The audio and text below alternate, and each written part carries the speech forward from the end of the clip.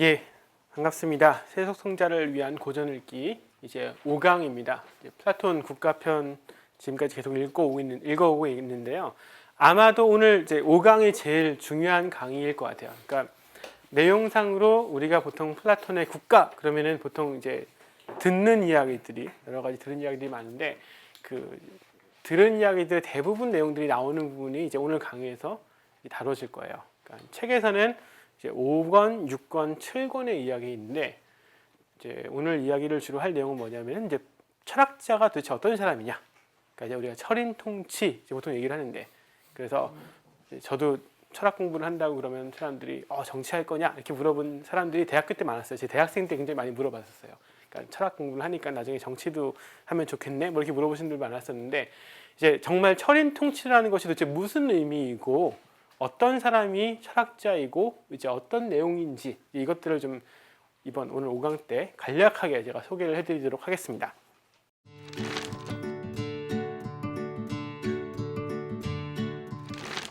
자, 지난번에 이제 4강 때 제가 소크라테스라는 사람이 이제 제자들로부터 질문을 받았는데 크게 세 가지 질문을 받았다고 얘기했었어요. 첫 번째가 남자와 여자 동등하게 이제 수호자 계급에 들어갈 수 있느냐? 문제가 첫 번째였고, 두 번째 이제 과연 이런 식으로 국가를 만드는 것이 어디에 유용하냐? 그래서 소크라테스가 이런 식으로 처자들을 다 공유를 하게 되면은 사적인 영역이 사라지고 공적인 영역이 마치 사적인 영역과 같이 되어가지고 사람들의 사적인 어떤 관계를 욕망하는 것을 공적인 분야로 이렇게 확장시킬 수 있어서 굉장히 유용하다라고 대답을 했다고 얘기를 했었죠. 자, 세 번째가 이제 가능성이에요. 그러니까 도대체 어떻게 이런 국가가 생겨날 수 있겠는가? 라고 물어봤어요. 그러니까 거기에 대해서 소크라테스라는 사람의 대답, 그러니까 캐릭터로서의 소크라테스가 저자인 플라톤이 아마도 소크라테스의 입을 빌어가지고 하고 싶은 얘기가 바로 이것일 텐데 그 대답이 뭐냐 하면은 단적으로 말해서 철학자가 통치를 하면 된다는 거예요. 그러니까 통치가가 철학자가 되든 혹은 철학자가 통치가가 되든 둘 중에 하나면 된다는 얘기예요. 이게 같은 얘기인 것 같지만 약간 다르죠. 그러니까 철학자가 그냥 자기의 사생활로 철학을 하다가 이 사람을 통치자의 자리에 앉히던 혹은 통치를 하는 사람이 철학을 하게 되든 둘 중에 하나예요. 근데 이제 뭐 우리가 원체 많이 들은 이야기지만 제가 한 번 더 반복을 하면은 철학이라는 말이 무슨 말이냐면은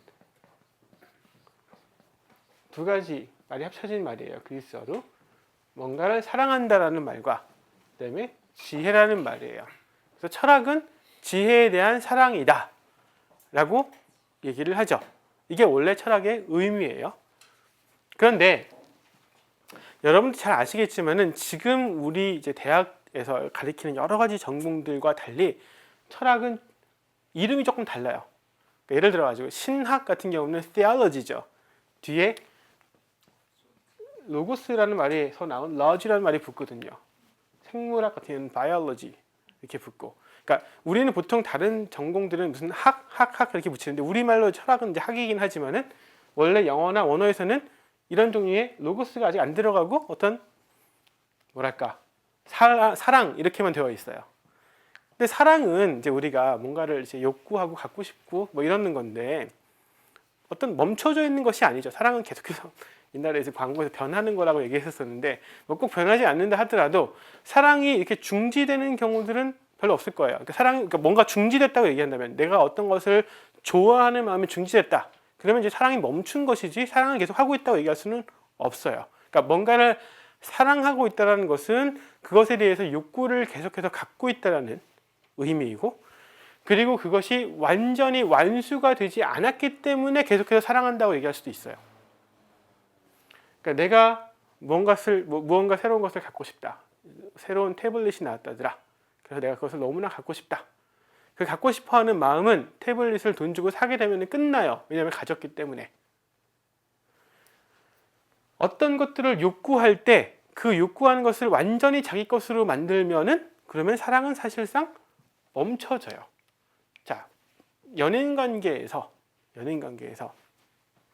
우리가 상대방을 완전히 자기 것으로 소유했다고 여기면 더 이상 사랑하는 마음이 아마 안 생길 거예요. 근데 연인 관계는 서로 소유 관계가 아니거든요. 그러니까는 계속해서 상대를 욕구하고 바라고 원하는 거예요. 상대를 완전히 내 것으로 삼지 못하기 때문에. 내 것으로 삼으면 안 되는 관계니까, 원래 소유의 대상이 아니라서. 그런 식으로 사랑이라는 것은 완전히 갖지 않았을 때에 계속해서 사랑이 있을 수가 있거든요. 철학은 다른 이렇게 로지로 끝나는 로고스처럼 이렇게 확정된 것들과 달리, 철학은 무언가 계속해서 욕구하고 있는 상태를 얘기를 해요. 그 무언가는 뭐냐면 이제 지혜죠. 그러니까 지혜를 완전히 가진 사람들이 철학자는 아니에요. 완전히 지혜를 소유하고 있는 사람들, 무슨 현자라고 불릴 만한 그런 사람들은 사실 소크라테스나 플라톤이 염두에 두고 있는 그런 철학자는 아니에요. 오히려 지혜가 그것이 무엇이든지 간에 지혜를 계속해서 욕구를 하고 가지고 싶어하는 사람들, 하지만 아직까지는 그 지혜를 완전히 아직 가지지는 못한 사람들일 수 있는 그런 종류의 사람들을 철학자라고 부르는 거예요. 어원이 원래 그래요. 어원이. 그래서 제가 이제 제 소개에서 구도자라고 얘기했었는데, 구도자도 아직까지 거기 목적지에 다다른 사람은 아니거든요. 그러니까 그 지혜가 무엇이든지 간에 그 지혜를 계속해서 찾고 갈망하고 욕구하는 사람들이 실제로 철학자인데, 따라서 소크라테스가 거기에서 자, 통치자가 철학자가 되어야 된다라는 얘기는 무슨 얘기냐 하면, 통치자가 그동안에 하고 있었던 직업 버리고 대학교 철학과에 입학해가지고 철학 공부를 하라는 얘기가 아니에요. 그게 아니라 무슨 위치에 있든지 간에, 특히 이제 통치자라면 통치자의 위치에 있으면서 그 자리에서 지혜를 사랑하는 사람이 되면, 지혜를 욕구하는 사람이 되면 그 사람은 철학자가 되는 거예요. 지혜를 욕구하고 있다는 점에서. 따라서 통치하고 있는 사람이 자기가 그냥 자기 마음대로 다스릴 것이 아니라 무언가를 욕구하면서, 지혜를 욕구하면서 다스린다면은, 그리고 그 지혜의 대상이 가르치는 바대로 그러니까 다스리려고 한다면은 그 사람은 통치자로서 훌륭한 철학자가 된 사람들인 거예요. 혹은 반대로 아까 얘기했던 것처럼 철학자인 사람들이 통치를 하면은 그것도 또 한 가지 방법이 되죠. 그래서 두 가지가 있어요. 철인 통치할 수 있는 방법들은. 뭐가 더 빠르겠느냐, 이건 이제 생각을 해봐야 되는데, 플라톤은 이제 명시적으로는 얘기하지 않지만 아마도 이제 철학자가 통치를 하는 것이 좀 더 쉽다 생각하는 것 같아요. 이미 통치를 하는 사람들 같은 경우는 이제 이런 지혜에 대한 욕구들을 갖기가 굉장히 어렵다 생각을 한 것 같은데, 어쨌든 간에 두 가지 방법으로 철학자가 이제 통치를 할 수가 있게 된다고 이제 소크라테스는 얘기를 해요. 그리고 이 지혜를 사랑하는 사람들이 가져야 되는 어떠한 그 대상은 어떤 성격을 갖느냐? 우리가 지금 여기 촬영하고 있는 데가 이제 홍대 근처인데, 홍대 근처에도 여러 가지로 이렇게 퍼포먼스 하는 분들이 이렇게 많이 있죠. 그러면 사람들이 이렇게 모여 있으면 우르르 가가지고 뭔가 새로운 것이 있는지 막 사람들이 몰려들어가지고 본단 말이에요. 그런 사람들도 뭔가를 알고 싶어가지고 우르르 몰려가는 사람처럼 보이기는 하거든요. 하지만은 이제 소크라테스는 뭐라고 얘기하냐면, 그런 사람들은 아름다워 보이는 것들, 혹은 아름다운 보기 좋은 그런 것들을 우르르 쫓아다니면서 보는 사람들이긴 하지만은, 아름다운 것 그 자체, 좋은 것 그 자체, 이것을 알고 싶어하는 사람들은 아니라고 얘기를 해요. 그래서 철학자가 가져야 되는 지식은 무엇이냐? 변치 않는 좋음, 변치 않는 아름다움, 변치 않은 올바름, 그것을 획득하기 위해서 욕구하는 그런 사람이 바로 철학자이지, 길거리에서 볼 거 구경거리 났다고 우르르 몰려간 사람은 아니라고 얘기를 해요. 자, 그런 사람이 어떤 사람인지 제가 좀 이따 후반에 조금 더 설명을 하도록 할 텐데,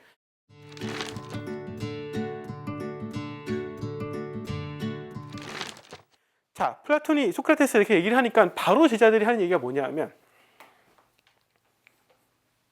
철학자들이 세상에서 보면은 되게 욕을 많이 먹는 사람들인데, 그런 사람들이 도대체 어떻게 통치를 합니까? 예요. 철학자 하면 여러분들이 딱 떠올리는 여러 가지 이미지들 있죠. 부정적인 이미지가 꽤 많으실 텐데, 그게 그 최근에만 있는 일이 아니에요. 2500년 전에도, 이때도 사람들이 철학자 그러면 온갖 종류의 나쁜 그 사람들과 연결시켜가지고 생각을 했었어요. 특히 어떤 부분에서 이제 부정적으로 생각했었냐면, 이 말 가지고 사람들을 홀리는 사람들, 말빨은 굉장히 좋은데 실제로 뭔가 진지한 것들은 가리키는 것은 아니고, 그래가지고 사람들을 속이고 자기의 욕심만 채우는 그런 사람들이 철학자 아니냐라고 바로 질문을 던져요. 캐릭터들이, 제자들이. 그리고 우리도 사실 지금 그렇게 생각을 하고 있죠. 우리도 사실 그런 종류의 이제 사람들을 우리가 많이 경험을 하기 때문에, 그래서 당장에 철인 통치해야 된다 딱 얘기를 하면은 그 말빨만 좋고 뭐 별로 할 줄 아는, 전혀 실용적이지 않은 그런 사람들 아니냐, 바로 이런 반박을 하기 마련이거든요. 그런 생각을 우리가 떠올리기 마련이에요. 자, 그래서 이제 그 제자들이 두 가지 부분에서 철학자들이 되는 것은 마음에 안 든다라고 얘기하는데, 첫 번째, 철학자들 아무짝에 쓸모없는 인간들이다 라는 게 첫 번째 반박이에요. 우리 사회에서, 그러니까 아테네 사회에서 보아하니 철학자라고 불리는 인간들 치고 어느 짝에, 그러니까 뭔가 그러니까 실용적인 사람 하나도 없더라. 아무것도 제대로 할 줄 못하고 그냥 사변적인 이야기만 하든지, 아니면 말빨 가지고 사람들 홀리기만 하지 정말 제대로 된 일 하나도 하지 못하는 사람들이 바로 철학자 아니냐. 이거 사실은 이전에 탈레스라는 최초의 철학자도 먹었던 욕이에요. 그러니까 최초의 철학자마저도 심지어 네가 어디 돈벌이 하는 거에 제대로 할 줄 아느냐 이런 비난을 받았었거든요. 그러니까 철학자는 원래 이렇게 욕을 굉장히 많이 먹었었어요, 옛날부터. 근데 그리고 두 번째 비난이 뭐냐면은 이 말빨로 사람들을 홀리기 때문에 철학자들이 실제로 다른 사람 타락시키는 거 아니냐, 이제 이런 얘기들을 해요. 당장 저만 해도 이제 교회 가면은 사람들이 저 철학 가르치는 사람이라 가지고 저 사람 말 듣다 보면은 믿음 떨어진다는 얘기를 많이 하거든요, 저한테. 그러니까 이제 그런 종류의 비판인 거예요. 그러니까 철학자들은 쓸모도 없는 인간인데 쓸모만 없을 뿐 아니라 다른 사람들 나쁘게 하니까는 아주 나쁜 인간들이다라는 비판을 해요.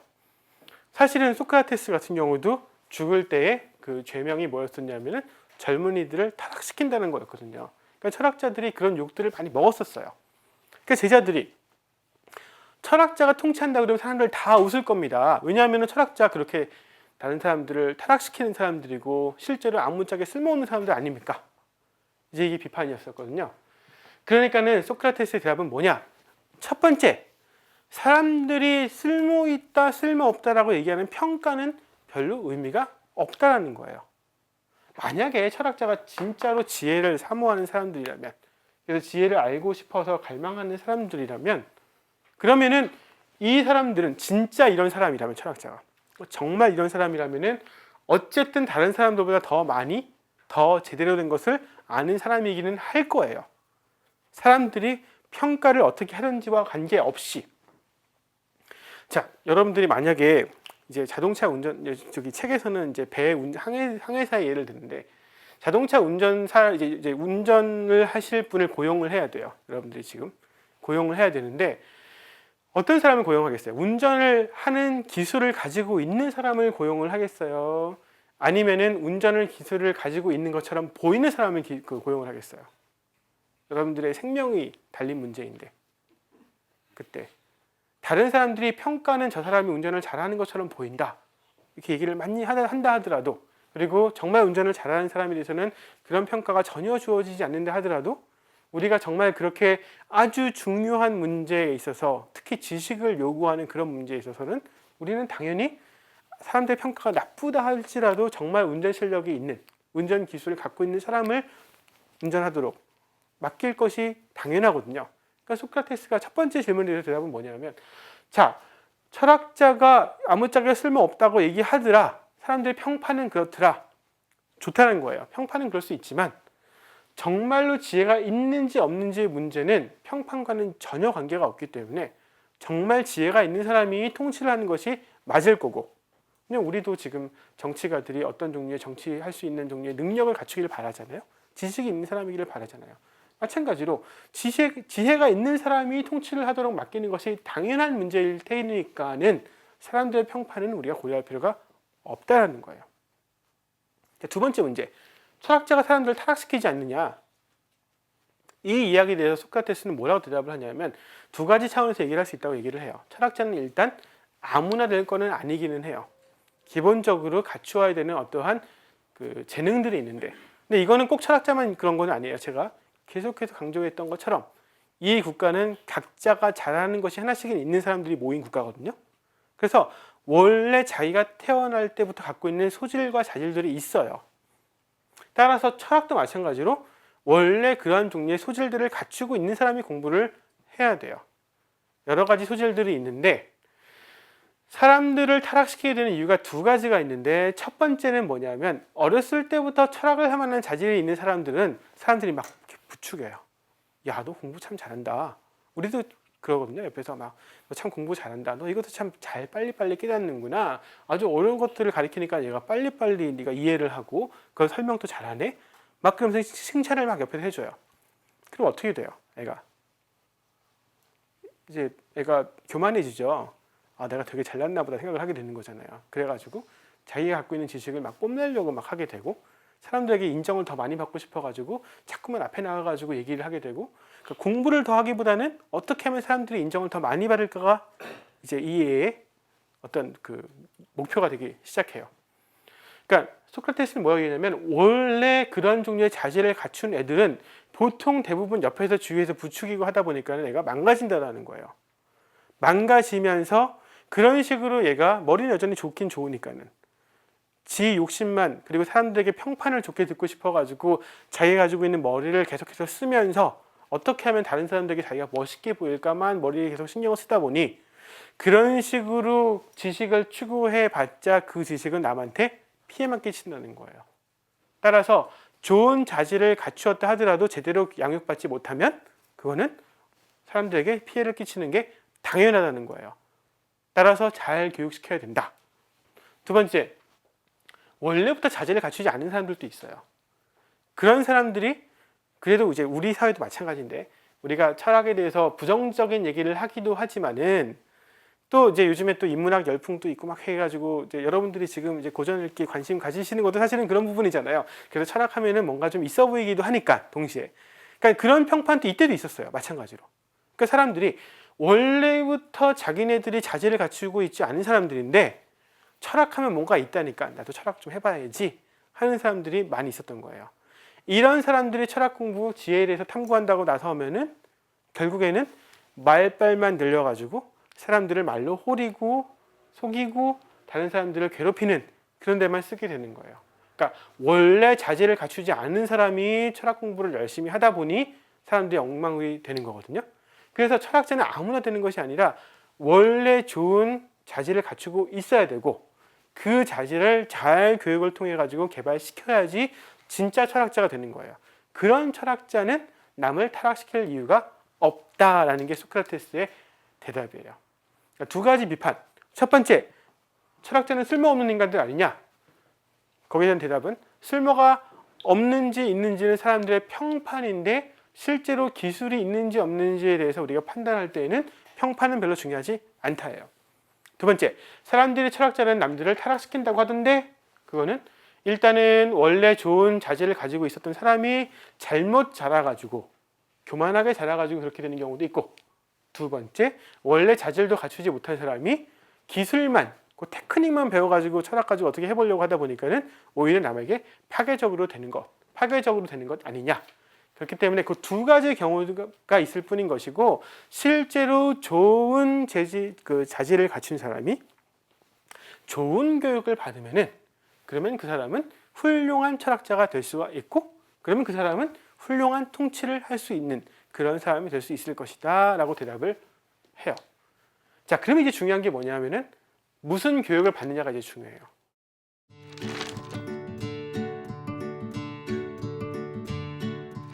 이제 이 사람들을 좋은 교육을 통해서 제대로 된 것을 가르쳐 줘야 되거든요. 그런데 문제는 뭐냐면 제가 4강 때 설명했던 것처럼 일단 수호자들이 받아야 되는 교육이라는 게 시가교육과 체육교육이에요. 근데 시가교육과 체육교육 가지고는 그런 철학자가 되기에는 아직 충분치 않아요.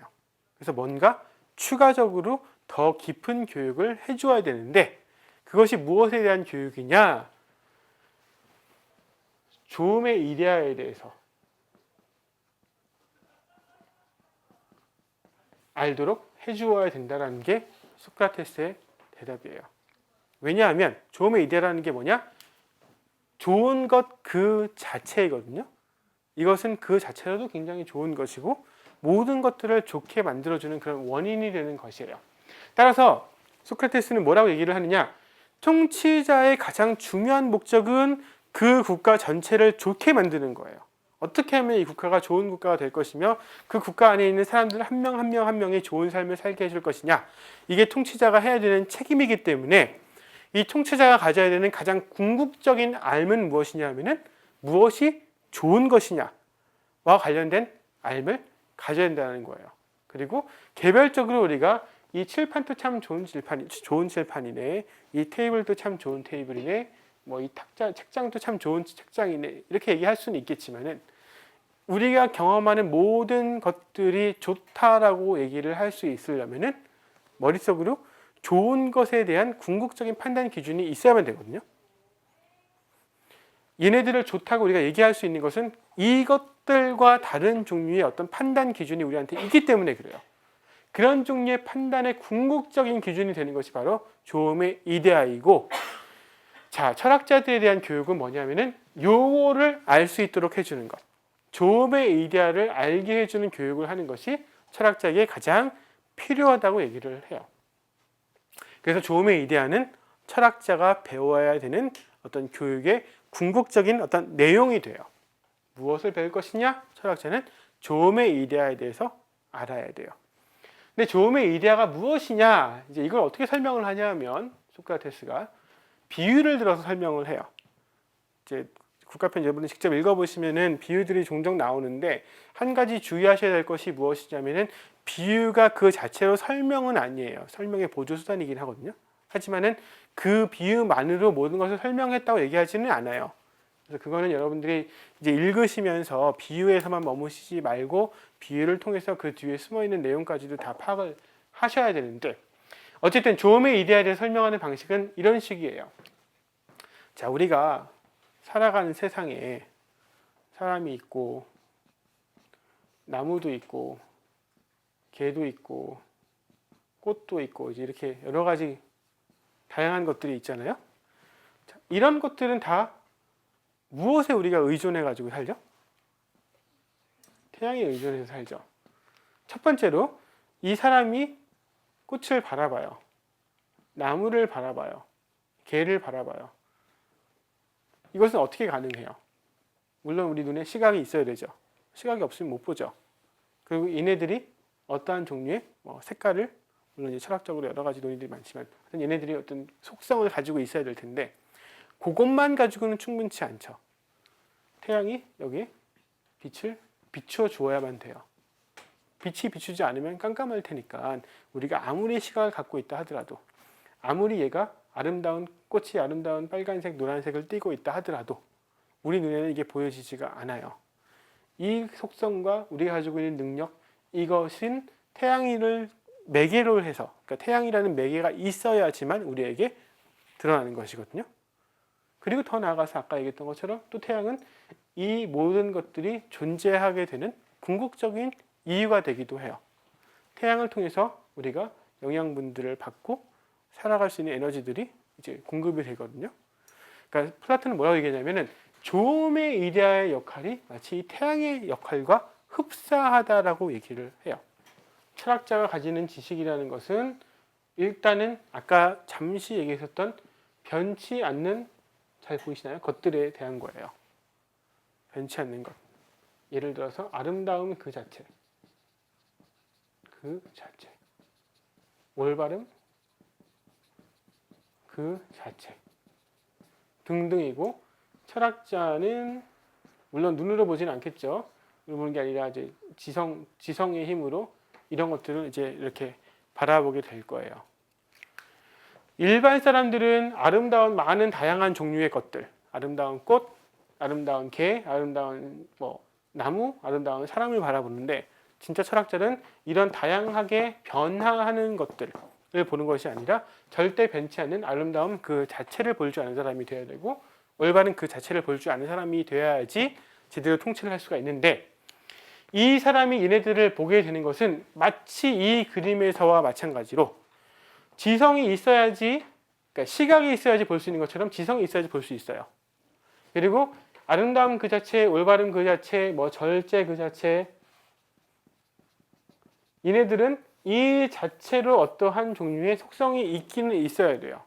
있어야지 그것이 죄송합니다. 이 철학자에 의해서 파악될 수가 있어요. 하지만 이 두 가지만 있어서 되는 것이 아니라 마치 태양이 여기에서 매개 역할을 하는 것처럼 조음의 이데아가 이것들과 이 관계, 이데아들과 지성 사이의 관계를 매개해야지만 파악이 된다고 얘기를 해요. 쉽게 말해서 우리는 올바름 그 자체를 인식을 하기는 하는데 어떤 식으로 인식을 하냐면 올바름이 좋은 것이라고 인식을 하는 거예요. 아름다움 그 자체를 인식을 하는데 철학자는 아름다움을 좋은 것으로 인식을 하는 거예요. 절제가 좋은 것이라고 인식을 하는 거예요. 그러니까 우리가 이상국가에서 사람들이 갖추어야 되는 덕목들을 얘기를 쭉 했었었는데 그 덕목들 하나하나는 우리가 그것을 왜 덕목으로 삼느냐? 그것들이 좋기 때문이에요. 따라서 플라톤은 마치 태양이 이 모든 세계에서 사람들이 눈으로 꽃과 개와 나무를 볼 수 있게 하는 것처럼 일단 이 이데아의 세계에서 변치 않는 그 자체들에 대해서 철학자가 지성의 힘으로 올바른 그 자체, 절제 그 자체, 아름다운 그 자체를 파악하게 하는 역할을 하는 그 매개는 뭐냐? 조음의 이데아이고 더 나아가서 이 절제 그 자체, 아름다움 그 자체, 올바른 그 자체가 좋도록 만들어주는 이런 이데아들이 우리가 좋은 것이라고 이해할 수 있도록 만들어주는 그리고 얘네들 그 자체가 그 자체로 좋다고 우리가 판단하게 해주는 것은 무엇 때문이냐? 조음의 이데아 때문이라는 거예요. 마치 태양이 이것들의 원인이 되듯이 존재하는 원인이 되듯이 꽃과 나무와 개들이 살아날 수 있도록 살아갈 수 있도록 해주는 궁극적인 원인이 태양인 것처럼 절제, 아름다움, 올바름 등등등등등 많은 이데아들이 그 이데아 그 자체로 있도록 해주는 궁극적인 원인은 바로 이 조음의 이데아라는 거예요. 따라서 철학자는 얘네들을 많이 알아야지 이 나라를 올바르게 다스릴 수도 있고 그리고 사람들이 아름다운 삶을 살 수 있도록 또 해줄 수 있고 그 다음에 사람들에게 절제가 무엇인지 가르쳐 줄 수도 있고 용기가 무엇인지 가르쳐 줄 수도 있는데 더 나아가서는 그런 종류의 암들의 가장 궁극적인 대상이 되는 이 조음의 이데아에 대해서까지 파악을 해야 된다라는 게 플라톤의 생각이에요. 이게 첫 번째 태양의 비유라는 거예요. 태양의 비유에서 플라톤이 이런 식으로 철학자가 가져야 되는 지식의 가장 궁극적인 대상이 무엇이냐? 조음의 이데아이고 그 조음의 이데아가 갖는 성격이라는 것은 이렇다라고 얘기를 해요. 그러면서 지금 마치 제가 지금 지웠지만은 태양이 다스리고 있는 태양의 원인이 되어가지고 우리가 경험하는 세계와 조음의 이데아가 어떤 궁극적인 원인이 되는 세계 이 두 세계가 사실은 다른 세계다라고 이렇게 나누어 가지고 이제 플라톤이 설명을 해요. 그래서 보통 우리가 얘기하는 잘못 썼습니다. 가시계라고 불리는 눈으로 볼 수 있는 세계예요. 감각 경험이 가능한 그런 세계와 가지계 우리의 지성으로서 파악이 되는 세계를 두 개를 나누어요. 가지계의 대상은 우리의 지성에 의해서 1차적으로 파악이 되는 것이기 때문에 얘네들은 아까 뭐뭐 그 자체라고 불렸던 것처럼 변치 않는 것들이 일단 여기에 속해요. 가시계에는 어떤 것이 속하냐면은 우리의 감각 경험으로 파악되는 것들, 눈으로 볼 수 있는 것들, 귀로 들을 수 있는 것들, 냄새를 맡을 수 있는 것들 이런 것들이 여기에는 속한다라고 얘기를 해요. 그래서 가지계에는 어떤 것이 있느냐? 잘 보이세요? 이데아가 있어요. 일단은 이 색깔 바꿔야겠네. 자, 이데아 혹은 형상들이 여기에 속해요. 이데아랑 형상. 아이고.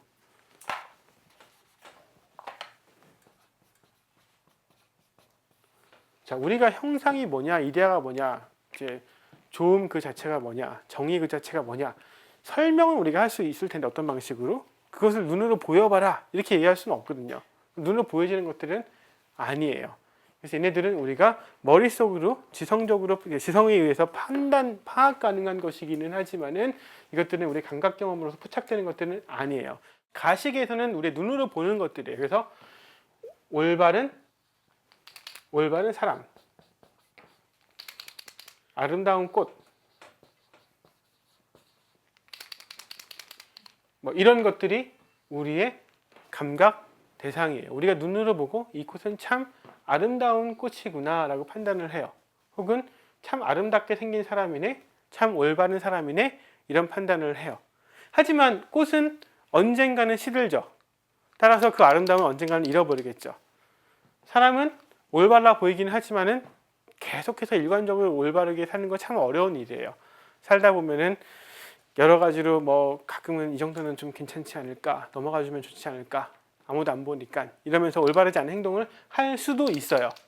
아름다움도 뭐 물론 우리가 이제 나이가 먹어서도 아름답다고 얘기는 하긴 하지만 어쨌든 젊을 때 아주 그 싱싱한 아름다움들은 어쨌든 시들기 마련이거든요.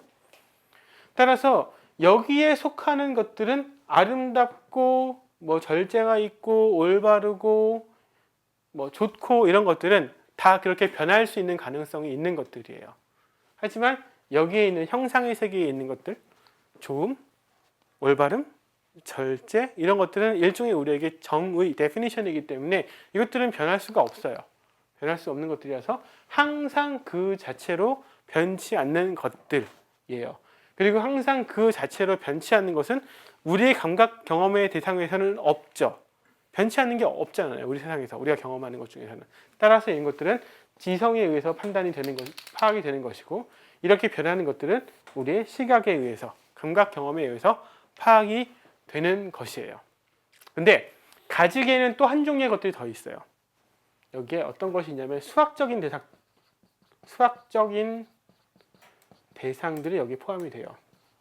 무슨 얘기냐 하면, 자, 여러분 삼각형의 세 각의 합이 얼마입니까?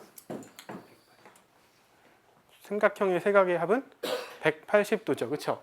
그러면 이거에 지금 제가 지금 그린 이 삼각형의 세 각의 합은 180도일까요? 아닌 것 같죠? 삐뚤삐뚤하잖아요, 지금 기본적으로. 삐뚤삐뚤하고 지금 여기 끝도 지금 잘 안 맞았죠? 그러니까 얘는 기본적으로 지금 삼각형조차 아니죠, 지금. 근데 제가 이걸 딱 그리면서 이 삼각형의 세 각의 합은 180도입니다. 라고 얘기를 했어요. 혹은 마름모의 특징이 뭐죠? 네 변의 길이가 같은 게 이제 마름모죠, 그렇죠? 이게 마름모예요? 지금 제가 그린 게? 아니죠. 제가 이거 이상하게 생긴 거 그려놓고 마름모는 네 변의 길이가 같은 겁니다 라고 얘기를 하잖아요. 그럼 여러분들은 제가 이 그림을 그린 걸 보면서 이 그림을 생각하고 있는 거 아니죠, 머릿속에 떠올리는 건. 그게 아니라 가장 완벽한 종류의 마름모를 머릿속에 떠올리고 계시면서 걔는 네 변의 길이가 똑같습니다 라고 생각을 하고 계시는 거잖아요. 혹은 머릿속으로 가장 완벽한 종류의 삼각형을 머릿속에 그리고 계시면서 그 삼각형은 네 세각의 합이 180도지 얘가 180도 생각하시는 것은 아니잖아요. 그러니까 수학적인 대상이라고 얘기하는 것은 바로 그거를 얘기하는 거예요. 그러니까 가장 이상적인 삼각형, 사각형, 뭐 원, 기타 등등 기하, 그리고 숫자 하나, 둘, 셋, 넷 이런 것들. 제가 그림을 여기서 그릴 수는 있기는 한데 이 그림을 통해 가지고 머릿속으로 파악되는 그림으로 그려지지 않는 그것 있죠. 유클리드 기하학 평면에서 우리가 상상할 수 있는 가장 완벽한 종류의 삼각형, 사각형 등등등등은 여기에 속한다는 거예요. 그러면은 걔는 우리가 아무리 정교하게 그리려고 해도 못 그릴 거예요, 아마. 아무리 정교한 기계를 가지고 아주 완벽한 사각형을 그리려 한다 하더라도 그것은 일종의 굵기를 가지고 있을, 선들이 굵기를 가질 수밖에 없거든요. 원래 선은 정의상 폭이 있으면 안 되는 거잖아요. 점과 점을 이은 것이 선이기 때문에 원래 정의상 선이라는 것은 그 넓이가 있으면 안 되거든요. 이미 그림을 그린다면은 아무리 정교하게 그린다 하더라도 그것은 완전한 삼각형, 완전한 사각형, 완전한 선분이 될 수는 없어요. 따라서 눈으로 그려진 것이 아니라 눈으로 그려진 것을 통해 가지고 우리가 파악되는 그런 수학적인 어떤 그런 완전한 것들, 그런 대상들은 플라톤이 가지계에 속한다고 얘기를 해요. 가지계에 속하기는 하는데 이 형상과는 조금 달라요. 형상보다는 좀 못해요, 얘네들은. 왜 못하냐 하면은 이 수학적인 대상은 우리가 이런 그림을 통해서 파악을 하는 것이고 이 형상과 이데아 같은 경우는 물론 우리가 아름다운 것들을 보면서 어떤 것이 완전한 아름다움이겠거니라고 생각은 할 수 있기는 하지만 그건 한 가지 방법에 지나지 않고 실제로 그 아름다운 것들 그 자체, 절제 그 자체 등등등은 사실 요것만으로 파악돼야 되는 것이 맞아요. 왜냐면 얘네들은 완전성에 있어서 어마어마한 격차가 있기 때문에. 따라서 이 가지계에도 두 가지 종류가 있고 하나는 형상, 하나는 수학적인 대상이 있다고 얘기를 해요. 비슷하게 가시계에도 두 가지 종류가 있는데 하나는 뭐냐면은 그림자 같은 거예요. 자, 우리가 거울을 비춰가지고 제 모습을 보면은 그 거울에 비친 상 같은 경우는 눈으로 바라보는 그 아름다운 것에 또 상이고 모방된 것이죠. 자, 이 아름다운 사람과 아름다운 꽃은 아름다운 이데아의 일종의 모방이었어요. 그리고 그림자는 얘의 또 일종의 모방이에요. 근데 그 모방된 것들은 우리의 눈으로 파악이 가능하죠. 왜냐하면 눈으로 그런 그림자와 형상과 거울에 비친 상, 물에 비친 상들 눈으로 볼 수 있는 것들이니까 얘네들 또한 눈으로 볼 수 있기는 한 건데 이것의 모방이에요. 얘네들은 얘의 모방 관계이고 따라서 존재론적인 지위에 있어서는 이런 모방품들이 가장 아래에 있고 우리가 감각 경험을 통해서 보는 것들은 이제 가지계에서는 위에 있지만은 가시계에서는 위에 있지만 가지계에 속하는 것보다는 못하고 그리고 수학적인 대상은 우리가 눈으로 본 그림들을 통해 가지고 추상적인 사고를 하도록 해주는 것이고 이 가장 위에 있는 형상들 같은 경우는 우리의 지성에 의해 가지고 판단되는 것들이라고 얘기를 해요. 그래서 플라톤이 뭐라고 얘기하냐면은 이 가지계에 속하는 것에 대해서 우리가 인식을 하고 안다라는 거예요. 우리가 이해한다는 거고 가시계에 속하는 것에 대해서는 우리가 어떤 의견을 갖는다라고 얘기를 해요. 근데 이제 이게 철학 책들 뭐 여러 가지 입문서들에서 여러 가지 다른 종류의 번역을 쓰는데 뭐 억견이라든지 뭐 이런 식의 번역을 많이 보셨을 거예요. 근데 일단은 이제 독사라는 뜻인데 이 독사라는 히라보인데 그러니까 그 헬라어인데 이 독사는 이제 여러분들 혹시 성경 헬라어를 하시는 분들은 독사가 무슨 뜻인지 아마 아실 거예요. 이게 무슨 뜻이죠? 이게 주님의 영광 같은 거 할 때 그 영광이라는 뜻이에요.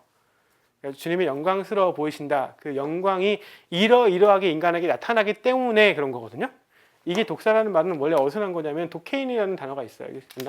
도케인이라고 영어로 보통 seem으로 번역되는 단어가 있는데 그 도케인에서 나온 말이에요. 그러니까 뭐뭐하게 보여진다라는 뜻이에요. 독사가.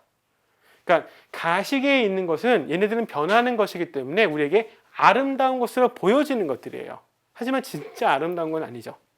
그래서 우리가 그것에 대해서 의견만 갖는 거예요. 확실한 인식은 할 수가 없어요. 인식은 변하지 않는 것에 대한 것이거든요. 우리 학문들은 변하지 않는 것에 대한 것이기 때문에 그래가지고 아까 제가 처음 시작할 때 무슨 로지라고 붙는 것들은 다 학문인데 그것들은 로고스라고 불리는 이유가 뭐냐? 변치 않는 것이기 때문에 완전히 그것으로 고정된 것이기 때문에 우리가 그것에 대해서 알을 가질 수 있는 거거든요.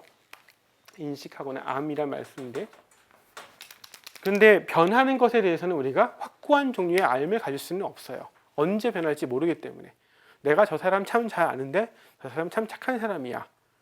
하지만 그 다음날 나쁜 짓 행할지 우리가 모르는 일이거든요. 따라서 나는 저 사람에 대해서 기껏 좋은 사람이라는 의견만 갖고 있다라고 얘기할 수 있는 것이지 저 사람은 절대 나쁜 짓 할 수 없는 그러한 사람이라고 나는 분명히 알아 라고 얘기는 못해요.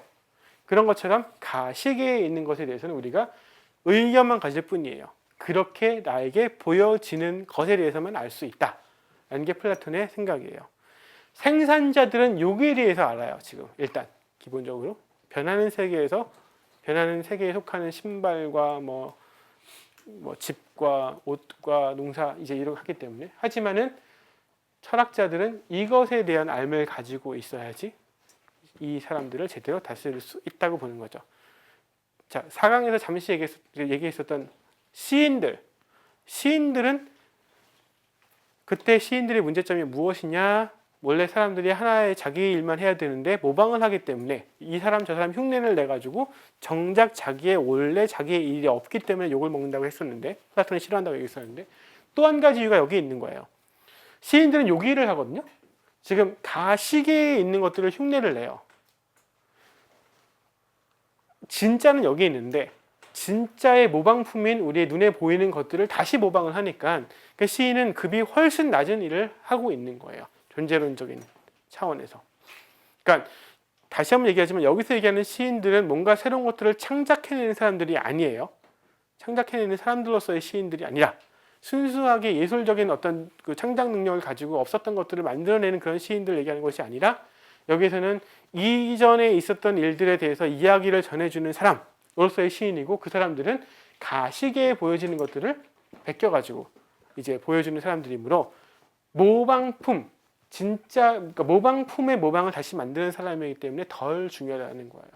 따라서 철학자는 이런 종류의 인식을 가져야 되고 알을 가져야 되고, 그것이 가장 중요한 이제 교육의 내용이 되어야 된다는 건데, 자, 이번 강의 처음 시작할 때 제가 철학자들이 좋은 성품을 가지고 좋은 자질을 가지고 있으면서 이제 좋은 교육을 배워야 된다고, 이제 받아야 된다고 얘기를 했었잖아요. 그러니까 지금 이 태양과 이제 이걸 이제 지금 방금 전에 그렸던 이 존재론적인 차이에 대한 것들을 보통 선분의 비유라고 얘기를 해요. 저는 지금 이렇게 나눠서 줄로 이렇게 했지만은 하나의 선분을 이렇게 가지고 책에서는 이제 설명이 나오거든요. 선분의 비유라고 얘기를 하는데, 자, 이 선분의 비유와 태양의 비유는 무엇과 관련되는 거냐 하면은 이제 그 철학자가 받아야 되는 교육 내용이에요. 그러니까 어떤 것을 배워야 되느냐? 배워야 되는 내용은 이데아에 대한 교육이고, 가장 궁극적으로는 조음의 이데아와 관련된 것이다 인데, 그 다음에 나오는 비유가, 7권 처음에 나오는 비유가 이제 동굴의 비유라고 보통 불리는 비유예요. 이 동굴의 비유는 이제 그 교육을 어떻게 행하느냐와 관련이 있어요. 이 동굴의 비유가 굉장히 유명한 비유인데 또 굉장히 오해를 많이 사는 비유 중에 하나인데, 설명을 잠시 드리면, 그림을 사실은 여러분 찾아보시면, 인터넷 찾아보시면 훨씬 더 잘 그린 그림들이 많으니까 그걸 나중에 좀 참조하시면 더 좋을 것 같고, 깊은 동굴이 있는데 이 동굴 안에 죄수들이 이렇게 있어요. 죄수들이 있는데 갇혀 있어요. 그 죄수들이 갇혀 있고 이쪽 벽만 보게 되어 있어요. 벽만 보게 되는데 이 죄수들 뒤로 불이 이렇게 켜져 있는데, 이 불 바로 앞에 말, 뭐 이런 개, 이런 상들이 지나가요. 상들이 지나가면 이 사람들은 이 불에 비친 그림자만 여기서 이렇게 보게 되거든요. 그러니까 이 사람들은 여기 묶여 있어요. 묶여 있어가지고 평생 요것만 보고 살아요. 마치 아까 선분의 비유에서 얘기할 때 가시계, 가지계 이렇게 있으면은 이 가시계에 있는 것들만 보고 사는 사람들인 거예요. 요 안에 비추어져 있는 것들만 보면서, 아, 세상의 모든 것들은 다 이렇게 까맣구나. 세상의 모든 것들은 이런 식으로 색깔도 없고 이런 식으로 계속 내 눈앞에서 지나가기만 하는구나 라고 생각을 해요. 근데 어느 날 이 사람이 이 족쇄에서 풀려났어요. 이제 이 족쇄에서 풀려나는 것이 강제로 이제 풀려난다고 얘기를 하는데, 풀려나가지고 고개를 꺾어서 이 뒤를 보게 돼요. 그러면 불이 있고 상이 있네? 그럼 지금까지 내가 바라보고 있던 것이 다 거짓말이네 라는 걸 깨달아요, 그 사람이. 그런데 여기서 멈추는 것이 아니라 강제로 누가 이 사람을 이 동굴 밖으로 끌어내가지고 가요.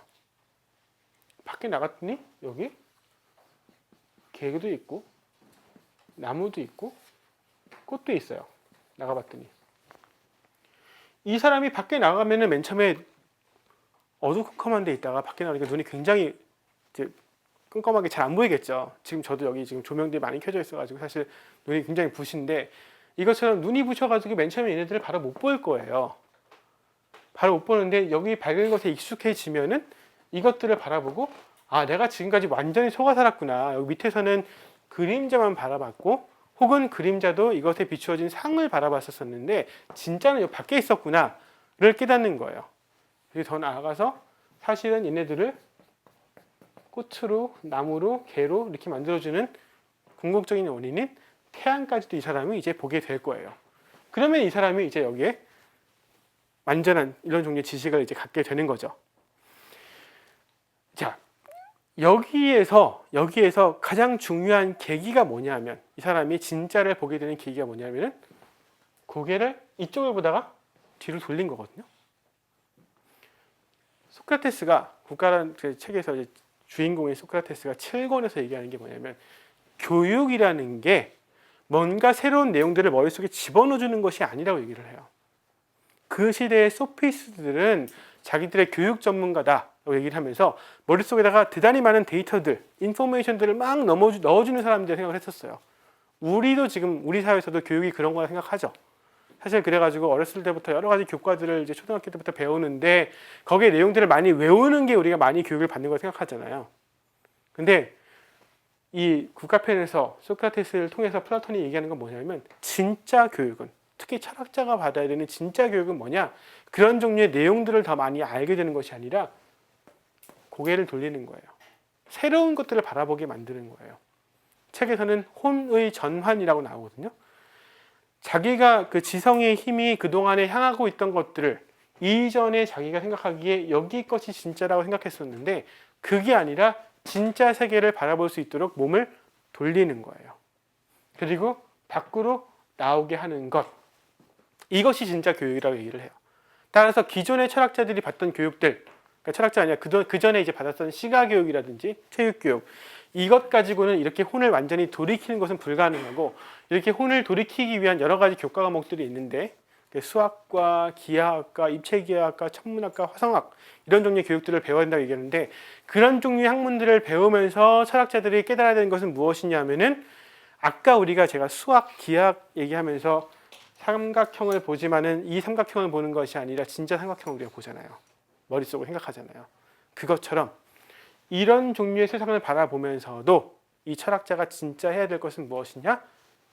이 실제의 세계를 향하도록, 자기의 지성이, 자기의 어떤 지식이 실제의 세계를 향하도록 해야 된다는 게 플라톤의 생각이에요.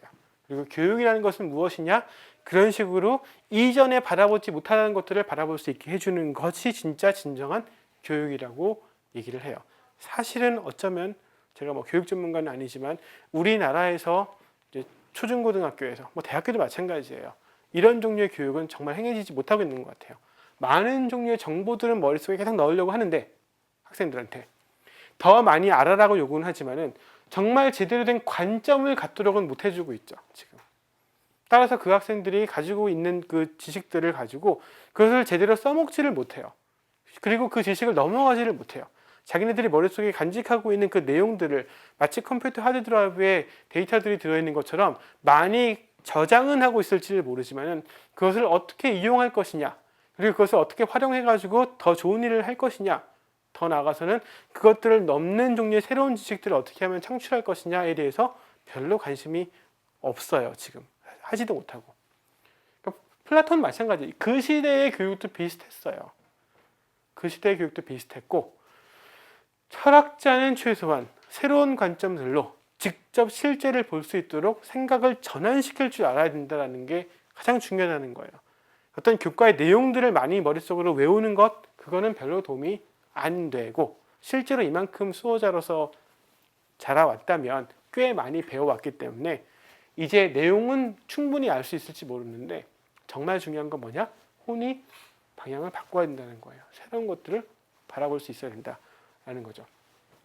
자, 그런데 이제 동굴의 비유는 굉장히 유명한 거라서 한 번씩은 이렇게 들어보셨을 텐데, 요 다음 얘기가, 제가 지금 할 얘기가 사실은 많은 분들이 오해하는 내용인데, 철학자가 밖에 나왔어요. 그래서 여기 밖에서 서서 얘네들을 직접 봐요. 자, 여러분들이 철학자라고 그러면은 어떻게 살고 싶으세요? 여기 살고 싶으세요? 여기 들어가고 싶으세요? 다시 어떠실 것 같아요? 여기 사는 게 더 좋겠죠? 진짜 세계가 훨씬 아름다운 색깔과 여러 가지 살아있는 나무와 꽃과 새들과 이걸 바라보면서 사는 것이 그림자만 바라보고 있는 어두컴컴한 세상 가서 사는 것보다 훨씬 더 행복한 일이잖아요. 그래서 플라톤이, 소크라테스가 철학자가 일단 여기 나가면 동굴에 다시 안 들어갈 거라는 거예요. 자기는 여기 살고 싶어 하지 않겠느냐는 거예요. 그게 철학자로서는 당연한 일이에요. 인간이라면. 자, 그런데 제가 4강 때 계속 강조했던 것처럼 통치자는 절대로 사적인 사람이 돼서는 안 돼요.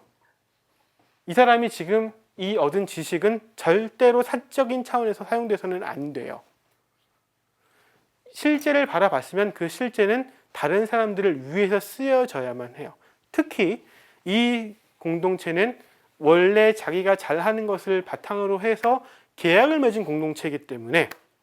근데 자, 철학자가 지금 여기까지 갈 동안 공동체 해준 게 뭐가 있어요? 이 사람은 최소한 신발 장소는 신발에도 만들었죠. 농사 짓는 사람들은 농사도 열심히 졌죠. 수호자들은 열심히 싸우기라도 했죠. 여기 밖에 나가는 동안에 이 사람은 자기의 공동체 해준 게 하나도 없어요. 하나도 없고 나가서 실제를 보고 나니까는 나 실제가 세상이 훨씬 더 좋아가지고 나 여기서 살래 이러고 있는 거예요. 그러면은 이 사람은 원래 이 공동체가 맺었던 계약 조건을 위반하고 있는 거예요. 따라서 이 철학자는 강제로 밑으로 끌어내려줘야 된다고 얘기를 해요. 그것이 원래 계약이었으니까. 그 다음에 내려가서 뭘 하느냐? 뭘 해야 될까요? 내려가서 바깥의 세상에 진짜 세상이 있으니까 다 같이 나가자 라고 해야 될 것 같지만 그렇게 안 해요. 그러면 안 돼요. 왜냐하면 그거는 아까 각 사람이 자기의 원래 재능들이 있다고 얘기했잖아요. 철학자가 될 수 있는 재능 아니면 원래 그 피시스를 가진 사람, 원래 그 본성을 가진 사람은 소수예요. 밖으로 나갈 수 있는 사람은 소수의 사람밖에 없어요. 따라서 모든 사람들을 바깥에 데리고 나가면은 안 돼요. 원래 그 사람들의 본성에 걸맞지 않기 때문에. 철학자는 뭘 해야 되냐면은 다시 내려가서 자기가 살고 싶지 않은 이 어두컴컴한 공간에 가가지고 여기 지금 족쇄 차여지고 사는 사람들 있죠. 이 사람들이 거기에서 가장 행복하게 살 수 있도록 해줘야 돼요. 왜냐하면은 이 사람은 바깥의 세상도 잘 알고 이제 안의 세상도 잘 알게 됐어요.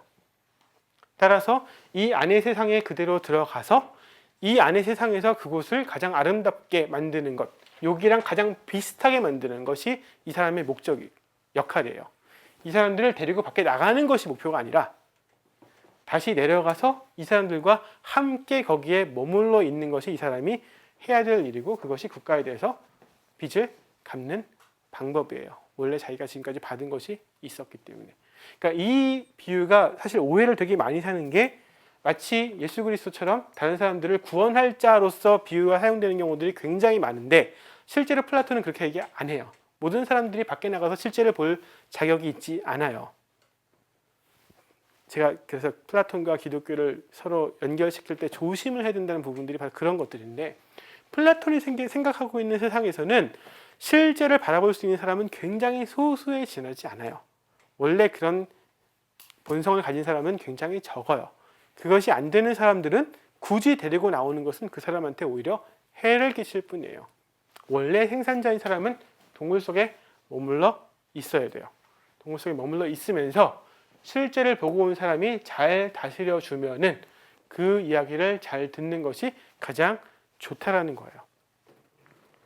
그러면 이 동굴 속에 있는 사람들이 그림자만 계속해서 바라봤던 사람들이 이 사람의 얘기를 쉽게 듣겠느냐라는 질문을 할 수가 있어요.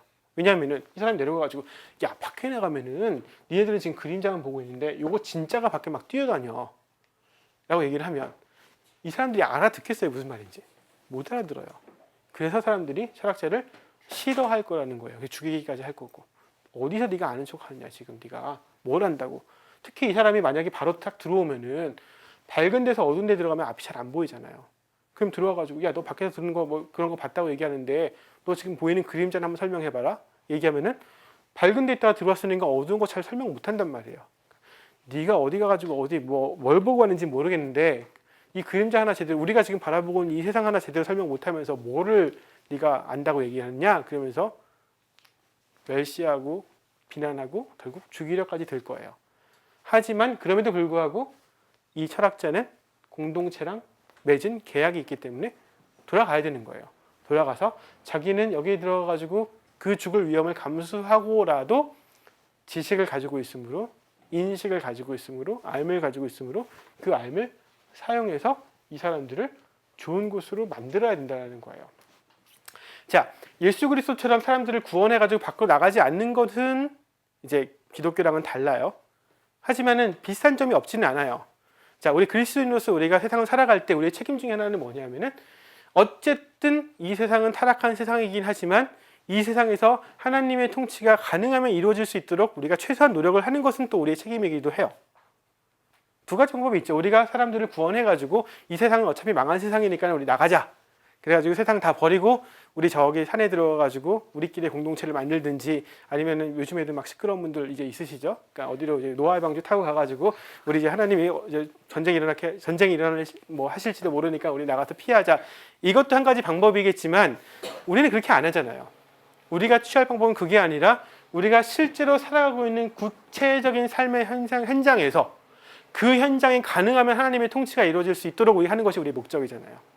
그런 점에서는 기독교랑 흡사한 면이 있어요. 왜냐하면 여기서 얘기하는 플라톤이 얘기하는 것은 뭐냐? 철학자는 실제를 본 사람들이고 사람들은 모르기 때문에 가서 실제와 가능하면 가까운 모습으로, 가능하면 아름다운 모습으로, 가능하면 올바른 모습으로, 가능하면은 좋은 모습으로 회복시키는 것이 이 철학자의 책임이라는 거예요. 물론 자기 자신은 여기에서 조용히 사는 것이 더 행복할지도 몰라요. 자기 자신이 그렇게 생각할지도 몰라요.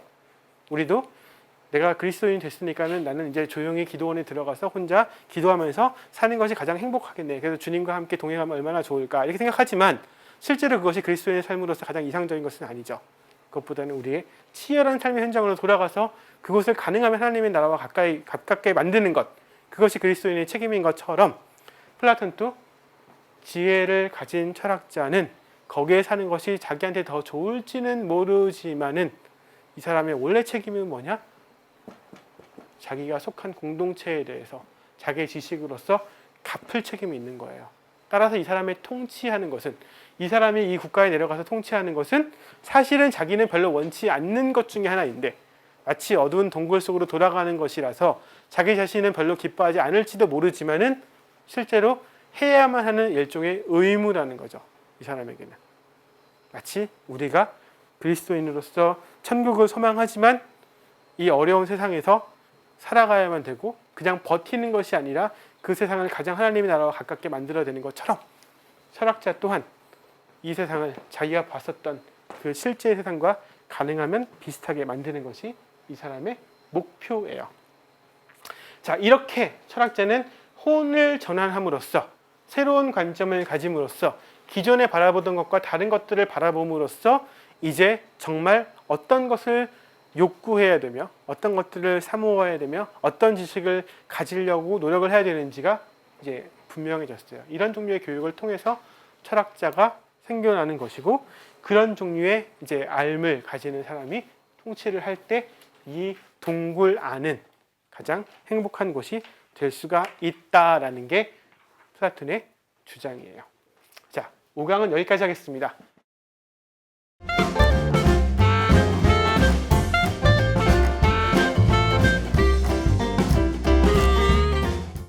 우리가 흔히 이제 이데아랑 또 이제 이제 가지개 이렇게 나눠서 설명을 하던 게 흔히 생각하던 것처럼 뭐 실제 세계랑 초월의 세계랑 딱 맞아 들어가는 건 아니다는 생각이 좀 들어서, 근데 지금 저 구도면은 플라톤의 논리에서는 그 철학자가 이데아의 세계를 직접 그 인지하고 인식하는 것이 가능한 거로 그려지는데, 사람에게 있어서 인식 불가능한 영역을 플라톤은 어떤 식으로 좀 그 설명을 하거나 따로 남겨놓고 있는 건지. 그러니까 인식 불가능한 영역이 있다 없다 이제 이런 식으로 구분하느냐는 이제 질문이시죠. 그렇죠. 그러니까 모든 게 다 설명되고 뭐 철학자가 그걸 파악할 수 있는 것처럼 이렇게 지금 논의가 돼서 맞습니다. 그러지 않은 다른 영역에 대한 여지가 남겨 있는 건지 그거 하나 하고요. 네네. 그거랑 연관해서 본다면 아마 죽음 혹은 죽음 이후 사후 이런 세계에 대한 그 설명들은 또 이 그림 속에서 어떤 식으로 좀 얘기가 나오는지. 그러니까 일단 지금 플라톤이 생각하고 있는 지금 이 틀은 일단 우리가 종교적인 틀로 받아들이긴 조금 어려운 면이 있어요. 그러니까 종교적인 틀은 일단은 아니고, 따라서 모든 사람은 아니지만, 그러니까 그러니까 이론상 철학자는 모든 것을 파악할 수 있는 그런 존재가 되어야 돼요. 그러니까 일종의 신적인 존재라고 할 수가 있을 텐데, 그러니까 조음의 이데아가 파악이 된다면은, 조음의 이데아에 의해서 원인 지어져 가지고 생성되는 모든 것들은 다 설명될 수 있기 때문에, 조음의 이데아로부터 모든 것이 다 연역 가능하기 때문에, 사실은 그렇기 때문에 조음의 이데아를 파악할 수 있는 사람이 있다면 철학자는 그렇게 해야 되는데, 이제 그렇다면은 이제 설명 불가능한 영역이 이제 없는 거죠, 철학자한테는. 그렇기 때문에 이제 종교적인 그림과 이게 잘 안 맞아 들어가요. 그래서 이제 여기를 사후세계라든지 뭐 이제 기독교에서 보통 설명하는 것 같은 하나님이 이제 다스리시는 세계와 이런 방식의 설명, 피조 세계와 이런 방식의 설명은 사실 여기서는 이제 정확하게 맞아 들어가는 것은 아니에요. 물론 이제 이런 두 가지 세계의 틀을 교회가 이제 신학들을 세워가는 과정에서 사용한 것이고, 그 과정에서 이 두 가지 세계, 플라톤이 얘기하는 두 가지 세계가 갖는 어떤 특징들을 가지고 끌어와서 설명을 하기는 하지만, 그래서 하나님은 변치 않으시는 분이기 때문에 이제 여기 가지계에 있는 대상들이 변치 않는 것과 같은 그런 성격을, 그러니까 속성을 가지시는 것이고, 인간들 피조 세계에 있는 것들은 계속해서 변하고 생성하고 소멸하기 때문에 이쪽 세계에 있는 것이고, 따라서 그런 방식으로 설명은 이제 성격은 비슷하지만은 그대로 완전히 대응되는 것은 이제 아니고요. 사후 세계의 문제는 제가 이제 6강에서 사실은 얘기를 좀 잠시 할 건데, 플라톤은 사후 세계에서 일어나는 일들을 이제 일종의 윤회로 봤어요. 윤회적인 세계관을 갖고 있어가지고, 사람이 죽고 나면은 이제 혼은 불멸을 하는데 육신은 이제 죽어요. 네, 혼은 불멸을 하는데, 혼이 불멸을 해가지고 그 다음에 이제 실제로 인생을 100년을 살았으면은 사후 세계가 이제 1000년이 지속이 돼요. 1000년 동안 그 다음의 삶을 어떻게 선택할 것인지를 선택하는 기회가 주어지고 그 다음에 다른 생애를 다시 시작하고, 이런 식으로 윤회가 일어난다고 생각을 했었거든요.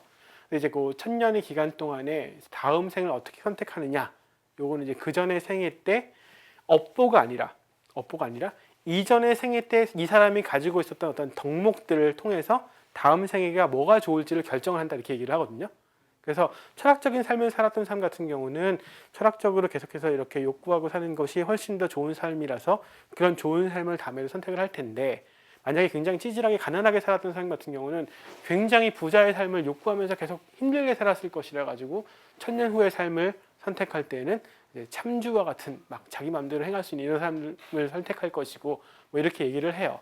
그래서 이제 좋은 업보를 갖추는 것이 문제가 아니라 좋은 성품을 갖추고 그다음에 좋은 판단력을 가지는 것이 이제 이후의 사후 세계에서도 행복이다, 뭐 이렇게 얘기를 하는데, 따라서 이제 거기에서는 무슨 이제 우리처럼 지옥과 천국과 뭐 처벌과 어떤 삶에 대한 어떤 그 그러니까 정의가 행사되는 이런 방식의 설명들을 일단 플라톤은 제시하고 있지는 않아요. 기본적으로는 이제 윤회가 계속해서 반복되는 순환적인 세계관을 가지고 있고, 실제로 이제 뭐 제가 뭐 쉽게 얘기하기는 좀 어렵기는 하지만, 그래도 서양에서 이게 이제 직선적인 세계관을 처음 이제 이렇게 제시한 거는 기독교라고 이제 봐야지 아마 맞을 거예요. 이전에 다른 사람들은 대부분 다 시작과 끝이 있는 세계가 아니라 계속해서 반복되는 그런 세계가 이 사람들한테는 기본적인 어떤 사고 방식이었고, 플라톤이야 이제 예수 그리스도가 오시기 전에 400년 전에 이제 살았던 사람이니까, 이제 뭐 몰랐던 사람한테 우리가 이 직선적인 세계관을 안 갖고 있다고 비난하기는 좀 어렵지 않겠는가, 뭐 저는 생각이 듭니다. 그래서 그 기준을 가지고 플라톤은 뭐 이교도였으니까 이 철학은 무조건 틀린 것이야, 이렇게 얘기한다면은 아우구스티누스가 굉장히 슬퍼하겠죠. 그러니까 이제 꼭 그렇게 얘기할 수는 없을 거예요. 네. 내가 인식하고 있는 이데아가 다른 내가 생각하고 있는 것과 다른 사람이 생각하고 있는 것이 같지는 않을 것 같은데, 그렇다고 하면 과연 이데아라는 것 자체가 성립이 되는 것인가, 좀 그런 생각을 좀. 자, 플라톤이 얘기하는 형상이 무엇이냐, 이데아가 무엇이냐를 설명하려면 진짜 한참 걸려요. 한참 걸릴 뿐 아니라 더 어려운 점은 뭐냐면, 플라톤 철학 내에서 일관된 설명 자체가 없어요. 특히 플라톤의 후기 대화편에서 보면은 이 국가편에서 나오는 이런 종류의 이데아 이론을 소크라테스라는 캐릭터가 파르메니데스라는 사람에 의해서 막 비판당해요. 비판당하고 저 잘 모르겠는데요, 이렇게 가요. 선생님, 파르메니데스가 더 이제 스승이 사실 나이가 더 많아요. 60살 정도 더 많은 사람인데 선생님께서 말씀하시니 제가 어떻게 대답해야 할지 잘 모르겠습니다, 이렇게 가거든요. 제가 틀린 것 같아요, 이렇게 가요. 따라서 실제로 플라톤이 얘기하는 형상이 도대체 무엇이냐, 이데아가 무엇이냐는 사실 쉽게 이야기가 어려운 면이 있기는 해요. 있기는 한데, 일단 그래서 이제 어떻게 이데아를 인식하느냐, 일단 뭐 저는 해본 적이 없기 때문에 저는 사실 모르겠어요. 저는 못하겠는데 매개가 없는 건 아니에요. 그러니까 국가편 이제 여러분들 읽으시니까 6권 후반부에 보면은 어떤 식의 매개를 통해서 이제 인식을 하느냐, 일종의 가정을 사용한다고 얘기를 해요. 아까 제가 삼각형, 요 그림 그린 삼각형을 통해서 삼각형 자체를 파악한다고 얘기했잖아요. 이것도 일종의 가정인데 이제 기하학에서는 아무리 우리가 유클리드 그 공간에 있는 사각형, 삼각형을 얘기한다 하더라도 이 그림을 안 그릴 수는 없거든요. 근데 이제 국가편 6권 마지막 부분에서 얘기하는 건 뭐냐면 우리가 이데아에 대해서는 어떤 종류의 가정들을 사용을 하는데 사용하다가 그 가정을 폐기한다고 얘기를 해요. 근데 그 폐기하는 것이 정확하게 무엇을 얘기하는지는 분명치 않기는 해요. 어쨌든 간에 어떤 매개가 분명히 있기는 하고 그 매개를 통해 가지고 우리가 이데아에 대한 알을 획득을 한 다음에는 이런 그림 그릴 필요는 더 이상 없다라는 거예요. 최소한. 하지만 그 방법이 어떤 성격이냐 이거는 정말 얘기를 좀 많이 해야 되는 거라서 쉽게 제가 한마디로 말씀드리기 좀 어렵고 어쨌든 매개를 완전히 무시하는 것은 아니고요. 두 번째 이데아는 어쨌든 객관적인 대상이에요. 형상은 어쨌든 객관적인 알의 대상이에요. 자, 아까 이데아나 형상에 대해서 사람들이 철학자들이 서로 다른 것들을 파악하면 어떻게 되겠느냐라고 말씀하셨는데 다른 기타 학문에서 예를 들어 가지고 좀 정확한 예를 어떤 것을 들면 좋을지 모르겠는데 뭐 자연과학에서 예를 들어 자연과학에서 우리 원자의 개념 같은 거를 만약 얘기한다고 할 때 최소한 물리학자들끼리는 원자의 어떤 공통적인 개념을 가지고 있어야만 하죠. 근데 그 개념을 사람들이 개인적으로 발견한 것은 아니라 원래 객관적으로 있는 그런 개념들을 사람들이 이렇게 설명하기로 했기 때문에 같은 것들을 알고 있는 거잖아요. 그러니까 다른 종류의 학문들에서 일반 학문에서 어떤 알의 대상은 사람들이 개인적으로 명상해가지고 그 다음에 직관해가지고 발견하는 것이 아니라 객관적으로 존재하는 것을 어떤 식으로 찾아낸 것이거든요. 그러니까 플라톤의 이데아도 그런 성격을 가져요. 이데아는 그러니까 조음 그 자체는 그것이 무엇이든지 간에 우리한테 좋은 것으로 보여지는 것이 아니라 의견이 아니라 그것 자체로 논래 좋은 것이라서 그거를 파악하는 사람은 그 파악이 어떤 방식인지 간에 파악하는 사람은 객관적인 그 조음이라는 것이기 때문에 똑같은 것으로 인식되어야지 돼요. 예. 네, 하나만. 네네네. 그러니까 바로 이제 그 지점에서 네네. 제가 아까 수학적 원리가 그게 이제 이데아 가지게 보이는 한 영역이라는 것은 저는 동의할 수 있을 것 같아요. 네네. 방금 말씀하신 것도 이제 과학이라는 것도 예. 어찌 보면 이제 그런 방식으로 설명될 수 있을 것 같은데 네. 다만 근데 아까 제가 두 가지 여기서 네. 하나는 그러니까 예를 들어서 제가 이 책 디자인을 본다라고 할 때 예. 제가 어떤 책 디자인에서 아름다움을 느낄 수가 있을 것 같아요. 예, 네. 좋다라고 네, 하는 게. 네, 네. 근데 사실 제가 보는 기준과 다른 사람이 보는 기준이 네. 다르다는 말인 거죠. 예. 다른데 서로 아름답다, 좋다라고 느끼는 그 아름다움이라는 이데아만 가지면 된다라는 얘기인 그러니까 그 거예요. 기준이 객관적으로 있기 때문에 공통적이어야 된다는 거예요. 근데 그래서 미감과 네. 그러니까 특히 이제 그러니까 예술감 있죠. 우리가 지금 어떤 것을 보고 아름답다고 느끼는 어떤 그러니까 예술적인 감각이라는 것은 최소한 플라톤이 생각하는 것은 뭐냐면 지식의 근거를 두어야만 한다는 거예요.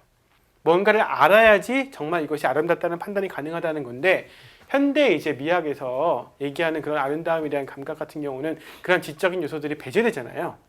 네. 그러니까 꼭 있지 않아도 되잖아요. 없어도 가능한 거잖아요. 그런 미에 대한 판단, 미적 판단 같은 경우는. 왜냐면은 네. 보통은 그러니까 우리가 보통 생각하는 것도 막 예. 합의된 기준에 의한 것이다 뭐 그런 식으로도 뭐 보여진다고. 아니 사실은 합의되지 않더라도 나한테만 이쁘게 보이면 그만 아니야라고 우리는 네, 뭐 얘기하잖아요. 그렇게 얘기할 수 예, 있죠. 우리는 얘기하죠. 네. 그러니까 이 사람 최소한 플라톤, 그러니까 칸트 이전의 철학자들은 최소한 그런 식으로 아름다움이라는 것이 그렇게 독자적인 영역으로 존재한다 생각하지 않았어요. 그러니까 이제 일단 우리랑 이제 다른 종류의 사고 방식을 하고 있었다라는 이제 큰 어마어마한 차이인데, 그러니까 기본적으로 진선미라는 것은 서로가 연결이 되어 있고, 진선미 연결이 되어 있고, 미는 선과 진에 의해 가지고 미에 대해서 얘기할 수 있다라는 게 이제 이 고대 사람들의 사고 방식이었었어요. 그리고 중세에도 마찬가지였고, 실제로 또 우리도 비슷하게 생각하기도 해요. 어떤 면에서는. 그런데 이제 고대 사람들도 마찬가지로 진선미 중에서 우리에게 가장 명확하게 다가오는 것은 미예요. 아름다운 것들을 보고 그 뒤에 뭔가 좋은 것, 올바른 것, 좀 진리가 그 안에 숨어 있지 않겠는가라고 판단을 하는 거거든요. 그래서 그래서 이제 그리스 사람들이 굉장히 이제 평판이라든지 눈에 보이는 것에 굉장히 민감했어요. 우리나라 사람들처럼. 그래서 옷도 좀 화려하게 입어야 되고 막 이렇거든요. 못생기면은 저 사람 안에는 결코 선한 것이 없겠거니 이렇게 판단도 하고 막 그랬었어요. 그리스 사람들은. 그러니까 진선미 중에서 미가 가장 1차적이긴 한데 이제 그 뒤에 선과 진이 항상 존재될 거라고 생각을 했었고 우리는 일단 그건 다른 거죠. 그러니까 좋음의 이데아도 그렇기 때문에 우리한테 좋다고 여겨지는 것이 아니고 그러니까 그 의견이 아니라 좋음 그 자체라는 의미는 뭐냐면은 일종의 진리라는 거예요. 그것이. 그거는 객관적인 것이라는 얘기고 그것은 내가 어떻게 보느냐와는 전혀 관계가 없는 그런 것이라는 거예요. 이제 우리의 그러니까 근대 이후로 살아가는 우리한테는 직관적으로 맞는 부분도 있고 맞지 않는 부분도 있고 좀 그래요.